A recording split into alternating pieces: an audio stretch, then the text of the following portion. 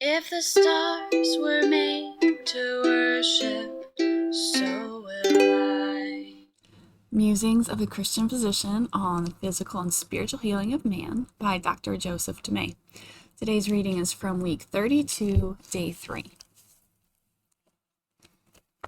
Are you ready for some ancient history? Did you know that the Bible, especially the Old Testament, is an awesome history book?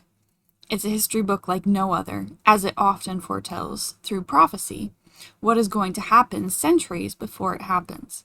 Then it accurately describes it when it happens.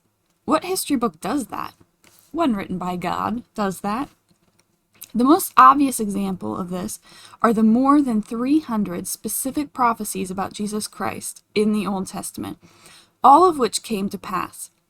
But this dream of King Nebuchadnezzar is pretty awesome itself, as it will lay out about 1,000 years of the rule of successive earthly empires, all of them clearly heathen, but also obviously used by God to help fulfill his plan of salvation for the human race.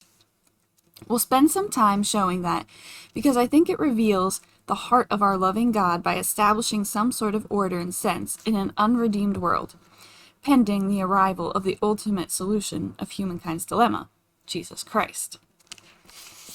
I want to point out again how dramatically different things would become shortly after the time of Jesus, and not for the better, as Satan and his demons were unleashed on the earth, as we've shown and went after the Jews and the church with great vengeance, but also caused unprecedented suffering in the whole world. The age of the great empires would be no more, and things would become very dark, until two new, and this time Christian, empires would rise up and usher in a period of relative order and peace, namely the Pax Britannica, British peace, and Pax Americana, American peace. I know this all sounds interesting, and it actually is, but what does any of this have to do, even remotely, with healing? It's not obvious, but there is a reason. I have been told to set all this foundation for what we believe. It has to do with this verse. Always be ready to give defense to everyone who asks you a reason for the hope that is in you. 1 Peter 3:15. Christianity is intelligent and beautiful, and, I think, easily defended. But we need to know the foundation of our beliefs to mount such a defense. And such knowledge only comes through studying Scripture and seeing why we can truly believe and know that healing for believers is in the atonement.